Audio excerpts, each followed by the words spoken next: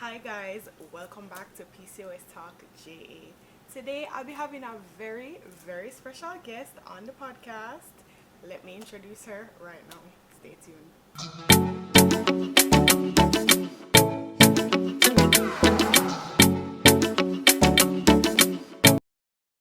Hi guys, so welcome back. This is my very special guest. This is my cousin, and I'm gonna ask her to introduce herself to you guys. Well, my name is Esha, and I live here in the States in Atlanta, Georgia. Um, what was, I'm older up in there. I'm not about to give the direct age, but I'm a young 40-ish. You understand? Still cute. Yeah. She's not single. Eh. For all of you who are gonna ask. No, I'm not. Um, and I was diagnosed with PCOS roughly about 2014 or 2013, somewhere in there. But I didn't know nothing about PCOS. I didn't know what it was or anything like that. I thought when I got a call from my doctor and she was like, "Oh, I put in a prescription for medication and it's at the pharmacy," and I'm like, Lord God, what do I have? Like, that was the worst feeling ever because the doctor's office was closed. She left this alarming message on my voicemail because she checked to something and she took blood work. So in my mind now I'm like, who gave somebody give me something? I was like, oh my God, I'm dying. So then when I finally talked to her, it was damn prescription for metformin. Big bad metformin. So, what kind of symptoms were you having that caused you to go in to see a doctor that was, of concern?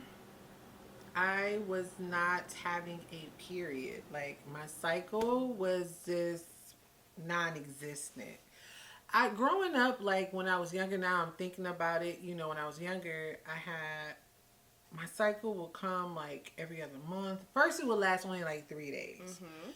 Um, very painful cramps like when I was in high school and stuff like that. And then after time went by, it was like it will come every other month, then every 3 months.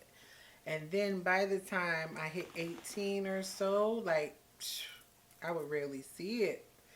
So even though at that time it should have been like, okay, sis, go to the doctor, see what's going on. I just went for the typical things, got my pap done, got blood work, and that was that. Other than that, I didn't do much of anything else. I just thought maybe my body was just going through something. But then I started to notice facial hair. So I started to grow a damn beard. The hell is that shit? Like, what? So I'm like, sis, what is this? I'm getting a mustache. I'm getting a beard. Like, this is not cool. And then my stomach started to get a little pudgy around that time, too. And this was like in my early 20s. So I thought maybe because I'm living life, I was a flight attendant at that time. I was traveling, doing what I do, little thottish ways a little bit. I thought that the drinking and the partying and the lifestyle, was kind of making me put on the weight. But I didn't know. So, yeah, it was the facial growth, the cycles of not having a cycle, the weight gain in my midsection area. Those is what really started, and that's what I noticed initially.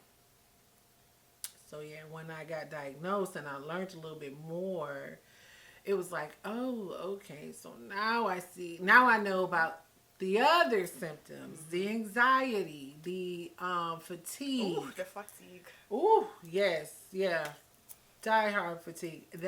That was one of my major ones, and then also to infertility, because that's also something that I'm struggling with too with PCOS. Damn Okay.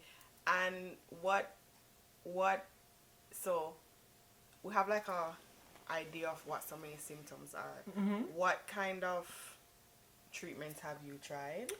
And has any of them worked well for you? Not worked well? What do you like? What do you don't like?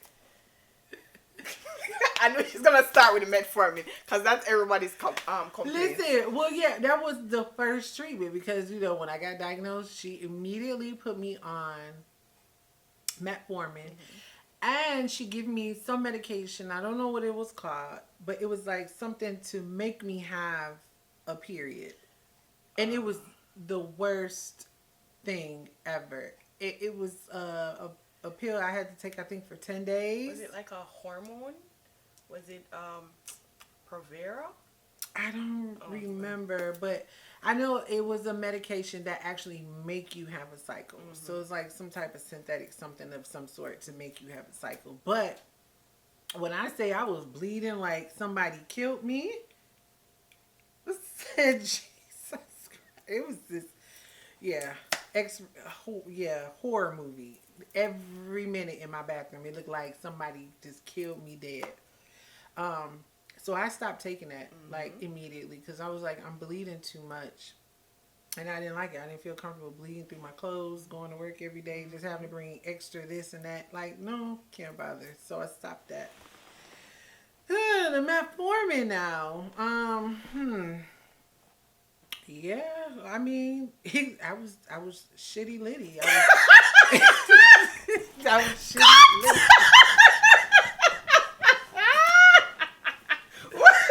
Okay. I thought I was bad with that. I'm sorry. Listen. You were saying metformin. Had your belly running. Yep. It was bad. When I first took it, I was like, all right, I never took it before. Don't know what to really expect. You read the paperwork and give you all the side effects of what you're going to experience and this, that, and the other. But I was so focused on the severe side of it. Like, oh my God, I'm going to die. Do you give you this failure, that failure? So I was not even thinking about the diarrhea and the constant pooping. Yeah, so when I took it, after, because I had 500 milligrams that I had to take 2 times a day. But yeah, after that first night, after I took the 2 pills and it got in my system good, it was nothing normal and nothing nice, and it was very foul. Yeah, it was not nice. It was not Relatable. Very relatable. Yeah, but that's what I took initially. But you know what? I took it for a little while, and then I stopped taking the metformin. And I think I stopped taking it because I just got tired of being shitty. That was just, you can't go nowhere. I was like, if I take this and I go out, what's going to happen? Or, if I'm trying to shoot a move, detour somewhere after I done went out with my girls. You have to schedule the poop. Yeah. You guys can ask her. Since I've been here, when we go out, it's like, okay, I kind of need to go back home because I need to poop. I need to Absolutely. poop. And it's crazy. No, like, pooping is not about to take over my sex life and all of that stuff. Like, no, we're not doing this. So I did it for a little while. And, of course, that's just me, a person who's just really not consistent with things like that. I stopped taking it. And that was really my only thing of treatment as far as medication. Then I tried to do like a no carb diet. Tried to naturally just lose weight, get my hormones back in balance and things of that nature. That was all right. But that was very short lived as well. I didn't stick with that. It was like I was seeing results, but I didn't stick with it. So then it's like, boom, okay. So for years, I just let it spiral out of control until I was like, blew up like a freaking balloon. Relatable. Yep, that part. Yes, the neck, all that, swole, all that. It was to the point I think where my friends was like, we don't even recognize you no more. I was like, isn't that bad? Relatable. Yeah, it was like, no, I saw you and I was like, no, this is not Esha. I'm like, yeah, I know, guys. I done packed on some weight. It was bad because I want to say I gained in a couple years. I probably gained about 40 pounds, which was crazy. And you know what? The doctors thought, oh, you have thyroid problems. And so we test for that. Of course, no fine. Thyroid. Mm-hmm. Yep. Now I'm just gaining this weight because of this dirty dog PCOS. Yeah, that part. But yeah, so it basically, and then I tried to go to a gynecologist too.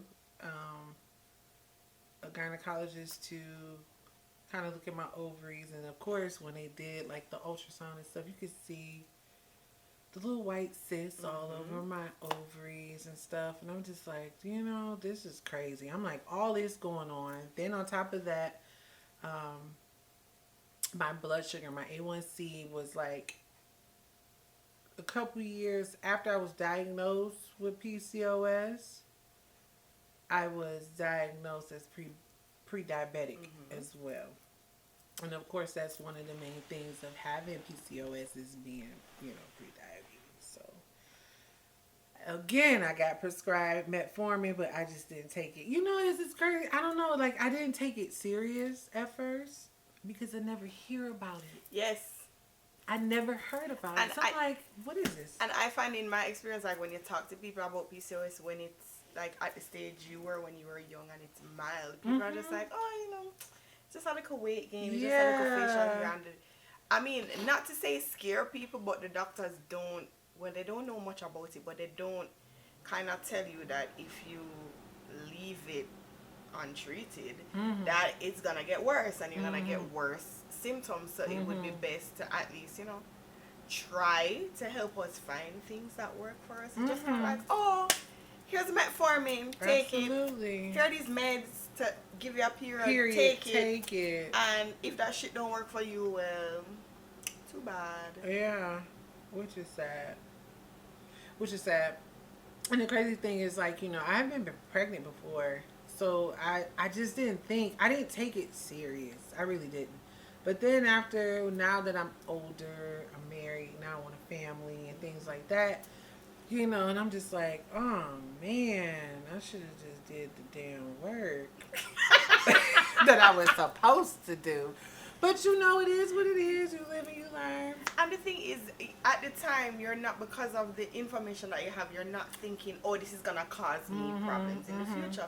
It's going to make it harder. You think that you're just like everybody else, and when you're ready, you'll just be able to do it. Yeah, and that's not the case. No. And you know how many times I went to the gynecologist? And of course, every time you go to the doctor, what they ask you, when was the last day of your menstrual cycle? Let me tell you, I ain't had one in 6 months, girl. And they're like, oh, well, any signs of you being pregnant? Well, damn, no. Hello, I don't have a baby. I said I ain't had one in 6 months. You would see a stomach at this point. No. And so then at that time, it still don't be like, oh, okay, well, let's run some tests and see. You know, there's no troubleshooting. There's no grunt work. They're just like, oh, okay, well, you don't have a period. Well, I should be, though, right? So why am I not having one? Can we? And it's like they kind of expect you to figure it out. It's like, I don't have a medical degree. You do. That part. I don't know nothing. That's why I'm here. Okay. That's why I give you all my good insurance money. Right. So, one question that I have as well is, as a black woman living in America, how much harder do you think it is to find care and support having PCOS, being that, you know, like, it's already like so unknown, but like when I found out that I had it and like I started to go online and, you know, look up things and people and stuff, all I saw were white women. So it was like the examples of like the symptoms, so like even the hair growth, you'd only see white women, the hair loss, you'd only see white women, the weight, like all of the pictures and the information coming out that you could access online were of white women. Yeah. So what is it like being in a country where you're a minority, and having a condition like this that affects you differently than it would a white woman. Right. Honestly, it kind of leaves you in the limbo where it's like, okay, I go to the doctor, I say X, Y, and Z. They don't fully examine like I feel like they should, especially when women are having issues with periods. They should do more further research into their patients to see what's going on. However, as far as like, having groups and people to kind of relate to, I feel like it's limited here as well. However, I run into a couple people. Oh yeah, the doctor said I had that too, and it's like, oh okay, well, you got like 4 kids and you look all right, So I don't know how severe your situation was, but it's not a lot of support when it comes to black women with PCOS. I don't think, especially here in Atlanta, and I'm sure it probably is, but like I said, it's just not really known. It's not really marketed around about black women with PCOS. So it's kind of like you just wing it. Or, I just look on your page, girl, get information. That's how I go. We got PCOS Talk JA. There we go. There we go. But I mean, that's the kind of the idea with the podcast and other content coming out of Jamaica for PCOS, because when I talk to other women about it, and when I talk to people about it in general, most people don't know what it is. Women who do have it don't have a lot of information, they don't have a lot of support, and they don't know a lot of other women who also have it. Which is funny because when I'm walking up and down outside, I can look at a woman and say, I think she has PCOS. Yes, absolutely. Absolutely. And I mean, I don't say that to her because I would be very weirded out if some random woman came up to me and be like, oh, you have PCOS. But it's like, I can see it. And so it's kind of, it's kind of sad to me that it's something so popular and so common. Yet we end up feeling so alone and isolated with a condition like this. Look at Gabrielle Union, for example. A big old celebrity. She was diagnosed. Did you know she was diagnosed with PCOS? No. Yeah. And I read her book. She did some type of thing with, did she do an interview on Oprah? I need to go look it up. Because she wasn't having a cycle. She was having irregular periods and things like that. And the doctor put her on birth control. That was another thing I did. That was one of the treatments that my doctors always did. Every time I told them I was having a period, they put me on birth control.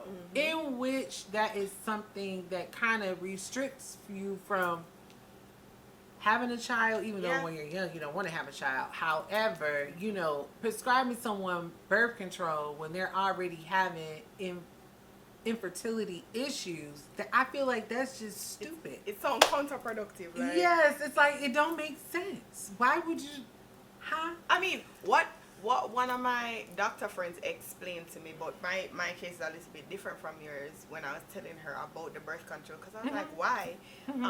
What she said was that because not having a period can sometimes mean that the lining of the uterus is building up, they try to prescribe you that to either minimize the building up of the lining, which can cause cancer in the long run, or to prompt your body to shed when it is supposed to. But I think like hormonal birth control, the idea is that it prevents you from ovulating, which in your case would be counterproductive. And that's what I'm saying, like sometimes I don't know if it's a lack of education with the doctors, because I know there's not a lot of research about it. But like, I find that the treatment, I could literally guess what somebody's gonna tell me when I ask them about their story. I can guess they're gonna say metformin, birth control, prescribed weight loss. That's like it. And then if that don't work, or if it's not working for you, it's like, well, you kind of just left to figure it out on your own, which is awful. Yeah. Yeah. I had the double whammy. I had the pre-diabetes with the PCOS. So I was like, oh my goodness. Like, I really, as I was getting older, and I feel like every year I was just gaining weight no matter what I did or tried to do. It just wasn't working. And I mean, I was feeling like a whole man. I had this beard belly, just fat round face. Yeah, no period, no nothing. I'm just like, I'm a whole dude over here. My name should be Eric, not Esha.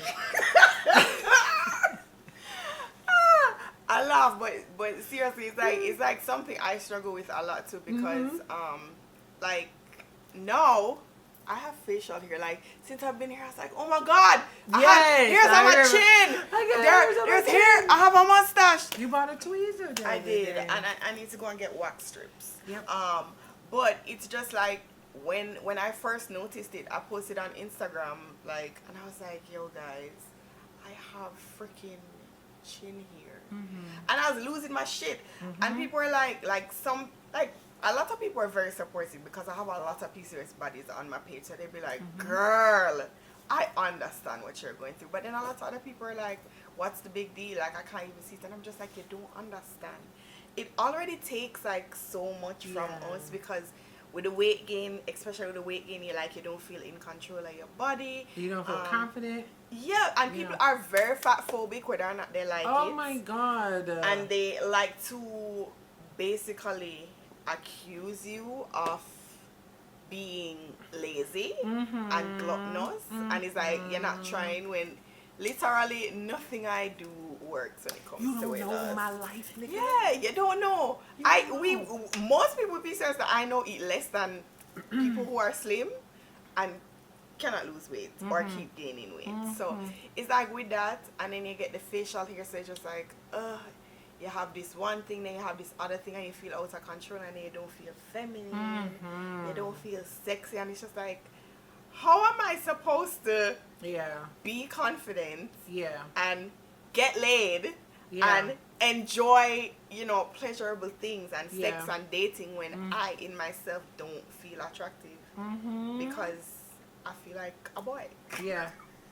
I think that's why I cut my locks too, because I was going through that time where I was just battling with myself, like, I don't like the way I feel tired all the time, I don't have any energy. I'm like, then I just got like this anxiety, but then I'm like, or am I depressed? Or am I in my head? Or, and at that time my husband was like, what is going on with you? Just leave me alone, kind of. So it's like, so it was like I was going through a phase, and I was like, let me cut my hair. And I cut my hair, and then I'm like, oh my God, why did I even do? I think I felt even worse after I did that, because my locks were so long, so it kind of made me feel a little girly. But then when I cut them, and I had this short thing, and I got this fat face, and I'm just like, it's funny you say that, because Esha was the one that actually cut my locks for me when I was here in 2019, and I cut my locks for like a similar reason, because what had started to happen was that I had the hair loss, so like my edges, my hairline was like receding, and I was like, ooh, I don't like how this looks, and locks are heavy, so I was like, okay, I'm gonna cut my hair. When I cut my hair, I was like, Jesus Christ, I look like a fat little boy. Like, she can tell it, like, I was like, Jesus Christ, I look like a fat little boy.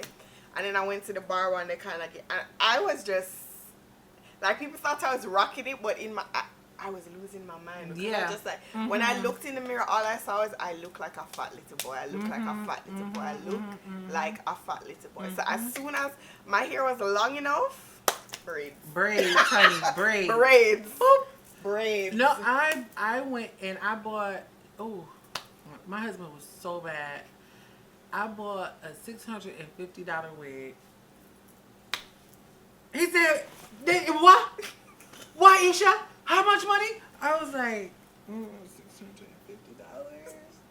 Sorry, but it was like I needed it because, yeah, honey. When I put that thing on, I was like, You're missing. I was like, ooh, I felt like I was back. I put this blonde wig that had like a bob or something. It was one of my mom's wigs when she was, going through her treatments. And it was cute. I was like, oh, okay. I'm feeling myself. I needed that boost. Even though it cost me $650, but I needed that boost because I was going through it mentally and physically. Like seriously. I mean, it's always so funny to me how like me and other people's stories are like, because this right now, all who don't know, this is a wig, and I spent like probably close to 300 US on it. And it's a headband wig, so it's like, because I'm not a body, I can't install wig on them someday. So I was just like, oh, let me just get her. And this, quick. And everybody's like, oh, but you have nice hair, and I'm just like, my receding hairline here, I can take this little wig and I can cover all of the little edges if I want to. You understand? I can slit them down so people can't really see.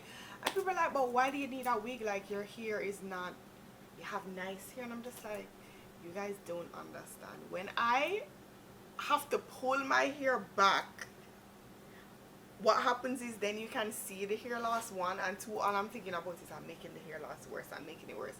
So I'm just like, oh, I'm just going to buy this wig, even though it's expensive, but it's a very nice wig. It's cute. I love the curls. Yeah, I'm just going to stop it out. So I find that a lot of women with PCOS to get into wigs for that reason, because it's just like... And then you know what's so crazy? I have a bald spot, and I was like, oh my God. And I learned to this bald spot a few weeks, maybe about a month. No, about 2 months ago. And I said, well, where did this come from? I mean, it's just clean. I mean, the hair is not short. No, it's bald. And I was like, oh, okay, fuck you, PCOS. And it's like every time it's something else. It's like when you think, okay, I'm working on this one symptom or this one thing, okay, I kind of working it. Something else. Because that's like me with the metformin. I was like, okay, I find a metformin that works for me because I'm on the slow release. I'm like, I mean, I still need to poop, but it's not. If I'm not like eating greasy foods and whatever, I'm okay. But it really helps like with the fatigue and the weight loss. I'm just like, okay, fine, that's cool. I'm working on that. I get my sugar levels down to a level where my doctor's like, all right, this is good. Working on the hormones that are, all right, this is good. Now, the skin oily. I should have a mustache and a beard. So I'm going to have to go back to my doctor and be like, yeah, these are my symptoms. I don't know what kind of blood work you need to do, but fix it. Yeah. Now.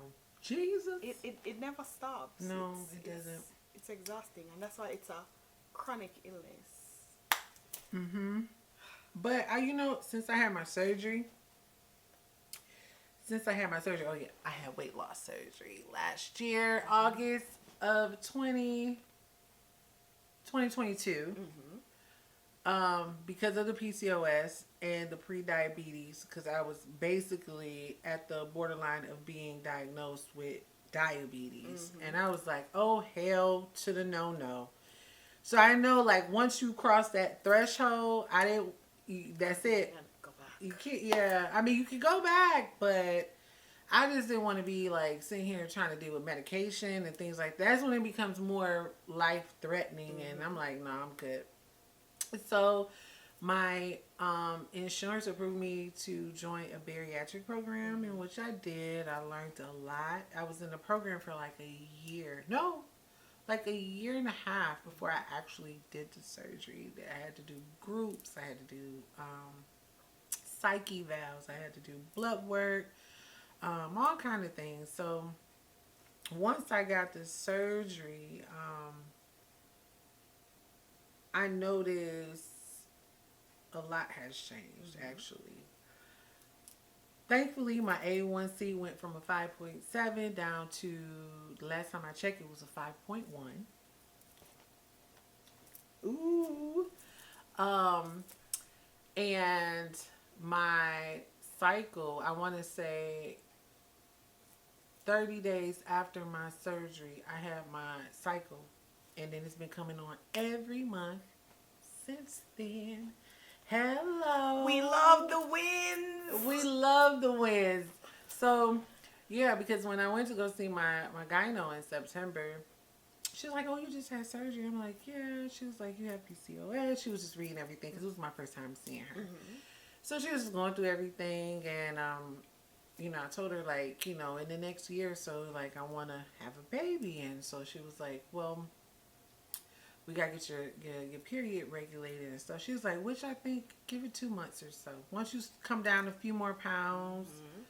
Then you should come on. And I was like, okay, all right. So that was in September. No, so October is when I came on. And I just been coming on every month. Now, the first 3 months were horrid. Mm-hmm.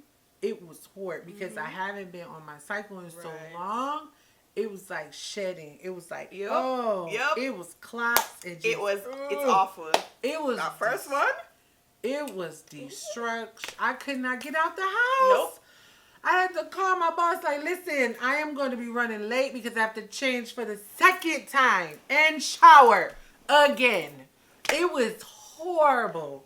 Yep. It was so horrible. I had to buy Pampers.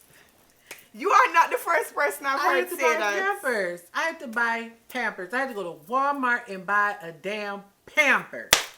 Okay? I had to wear Pampers. That's not uncommon. Yeah, so I'm sure there are gonna be people in the comments be like, "Me too." We see you. I had to wear Pampers, but I was thankful that I was actually getting a period, and then I was able to track it, use my little tracker, and it's been coming on time. And I was like, "Okay, girl." So I'm like, "Okay, I'm losing weight. My fatigue it's not completely gone, but it is. I have so much more energy." Ooh, Yes, because before I just be like, "Oh my God, I'm just so tired." I still have the brain fart. I definitely still have. I don't know what I'm gonna have to do. with that. I don't. If anybody has any suggestions for brain fog, please Oh, please. give it to us because I still. Mine is bad. Ask Livy. I put clothes in the wash 2 days ago, and I'm just not remembering that I have the clothes in the wash. Listen, I said, my aunt, oh my her God. mom, she's like, between the two of them, don't make one. They sent us into Walmart to get 2 things: the tripod that this camera is on and ibuprofen. Ibuprofen. We came out the store, no ibuprofen. They're like, between the two of them, don't make one. They Sorry. say you guys are the worst. How is it two of you guys? 2 heads. Well, sorry. Between the two of us, it's 2 brain cells. Sorry. Yeah, I'm so sorry. I don't know what I don't know what to say about that. The memory, yeah. And then it's like too. My mom could say, "Oh, such and such said we should come over." I'm like, "Who is such and such?" I just immediately forget. Who is this person? And she be like, "Oh my God." You crazy? Yes, my brain doesn't remember anything. I'm like, who is such and such? And then she gotta jog my memory. I'm like, Oh! oh my God. Oh, we terrible. Awful. Mm-mm. So, I realized when you told me you had PCOS, that I have other family members that have PCOS as well. So I have a cousin. I have a cousin on my mother's side who I also think has PCOS, and I'm just like, you need to get checked because you have all the symptoms. And so I've realized that it's genetic. I have another aunt on my mother's side that I think she has PCOS as well. And so, do you have other family members outside of me that either have PCOS or that you think has PCOS? I don't know, to be honest. Because everyone that I have met, in the family, they're much older. Yes. So, and then it's on my mom's side, my cousins are more males. So, no, not really, just you and I. When I heard about you, I was like, oh, okay, well, this must be genetic of some sort, because I feel like when it comes to our family and our bloodline with illnesses and stuff, I mean, that thing is trickling. Like, I just pray. The good thing is, like when mommy was diagnosed with breast cancer and she got tested for that gene, and she tested positive for the gene, and my sister tested positive for the gene, but I didn't. So I was like, oh, okay, but it's like how it's just weird. Everybody has of something from somebody in this family, and it's just like, okay, well, nobody could gave me a small waist and a big booty and a fat ass. That's what we wanted. Yes, Woo! a small waist and a big booty. Fat ass. All we got is titties and no ass. Why? I saw something online talking about women with big tits and flat butts. But I got a good. That is something that that's something I'm gonna start asking people too. Like wet. I don't know if I would say I have the WAP, okay? No, I got the WAP, honey. Ooh. Yes. And I've heard that complaint. Yes. Well, not complaints. I've heard that said with women with PCOS. Like, some women have like extremely high sex drives, and then you have other people with like really low sex drives. But I think it's like a combination of factors. Cause I'm like, I would say I'm on the side with a high sex drive, but like when people are talking about WAP and squirting and creaming, I'm just like, I can't relate. Clearly, I don't have the WAP. But I've also heard a lot of women say that they suffer from things like, vaginal dryness and low libido. Oh, God bless. Can't relate. Yeah, no, can't relate. Well, I'm very happy for you. Cannot relate. But I mean, even if, like, for me, that I would say that I have a high sex drive, it absolutely depends on like what's going on with my body, like in terms of body image. So if I'm having like a particularly rough time with how I look, my sex drive is in the toilet, because I don't want nobody to see me. I don't want nobody to touch me. I don't feel sexy. So it's just like, I want to, but at the same time I don't want to. Yeah, because I don't feel like a bad bitch. And I feel like that might contribute to like a lot of other women with PCOS like drive, not just like the hormone stuff. I don't know. See, when I was younger, yeah, I was Jackrabbit. I was on it. I was on it 24/7. Bad. But now that I'm older, yeah, I was like, nah, yeah. I think, yeah, it got to a point where my husband and I were having issues because I wasn't intimate. I was just not in the mood. These last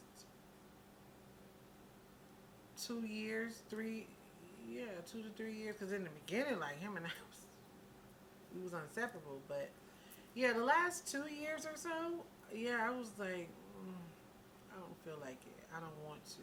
I didn't have a drive to do nothing.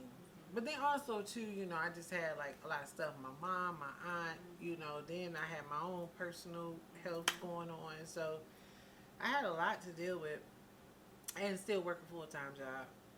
So I just when. Yep. And then when you're suffering from the fatigue, that makes it doubly worse, because it's like not only do you not have the mental capacity to engage like that, but it's like physically I cannot. Yeah. I can't. Yeah. Too tired. Burnt out. Done. So yeah. But now I feel like, now that I've been losing weight, I feel more energetic to do it, in a sense. When he do, piss me off. Like y'all niggas do. Per. Okay, so the final question that I have for you is, what advice or wisdom would you give to somebody who is either, newly diagnosed with PCOS or struggling with their PCOS right now? Like, what would you say to them? What I would say is definitely take your meds, right? Because I didn't do that. So I allow mine to just do its own thing for so many years, to the point where it kind of got out of control, and almost to the point where I was going to be diagnosed as a diabetic. So take control, do as much research as you can, inform your family too about it, so they're kind of aware, because you're going to have to make lifestyle changes. Basically, you're going to have to eat different, you're going to have to start working out, you're going to have to take your medication. So if you make your family aware of the situation what you're going through, then you have that support system. See, I didn't do that because I don't know, I don't like asking for help or whatever, that's a me problem. Us problem. So, but take your meds, inform your family so you can have that support system and that go-to. Find support groups that you can talk to. Try to eat a healthier lifestyle. Live a healthier lifestyle, I should say. Try to eat healthier. I like to kind of detox sometimes. So, like, last year, my husband and I, no, not last year, maybe almost 2 years ago, him and I decided that we were going to cut out meat. And we cut out meat for 6 months. And I loved it. Like, I felt good. It didn't make me feel sick no way or whatever. So I'm like, oh, okay, cool. Then I started doing the juicing thing. And I like that as well. See, now I did the juicing thing. I had to actually do a juicing thing before my surgery. I had to do it for a whole week. I lost 17 pounds in that 1 week. Wow. Just on liquids. And juicing is great for getting the nutrients in. Mm-hmm. So absolutely. Don't discount the power of juice. Okay. Because it's all from the herbs, the natural herbs. That's what it all resonates to. And I mean, there's so much medicine in food that, I'm now researching and learning, all this raw alkaline foods and stuff like that. Like, I'm like really intrigued and interested in it, because it's like, okay, I really want to try like that, the raw diet where they're just eating straight vegetables, fruits. I want to try that for like a week. Yeah, see how that goes. I mean, everybody say you get good results, and it cleanses and detoxes your body. So I find that I personally felt my best when I was eating more, like, less processed foods, eating more fruits and veggies, like you said, drinking my natural juices. So I think that's an across the board recommendation, and I think most nutritionists would agree that the less processed foods you eat, the better it is for you. The better. Yep. And don't let them tell you not to eat your fruits and vegetables. Those are good for you. Full of nutrients. Absolutely. Except for the ones that get high sugar, though. Like mangoes, I have to stay away. Even though I love mangoes, but I cannot. They spike your blood sugar? Either. It gets so much sugar in them things. I know, but I mean, it's natural sugar. It's better sugar than eating a box of Krispy Kremes.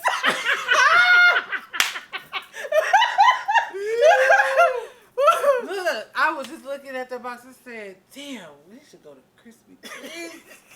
It's your fault. I know it's my fault. They just opened a Krispy Kreme in Jamaica, so I'm over here like, I need to have some Krispy Kremes. Yeah. You can check out Dr. Kim Somerville. She has some great tips on, she's a nutritionist from Jamaica.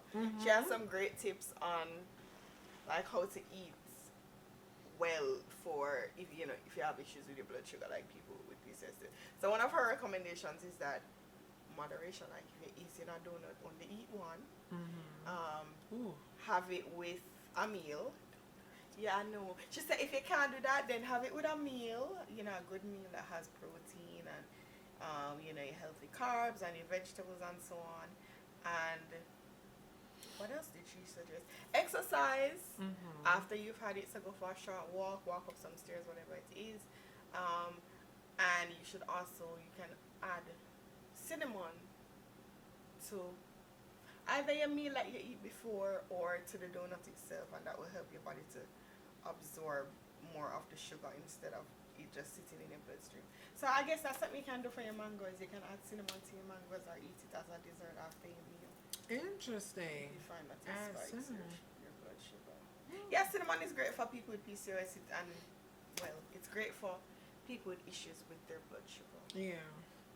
And somebody told me that long ago when I was a teenager, long before I knew I had PCOS. And I remember that he was diabetic and he had cinnamon tea every single morning. I was like, why you do that? He's like, it's great for my blood sugar. I was like, oh, okay. Interesting. So, I didn't know about that one. yeah.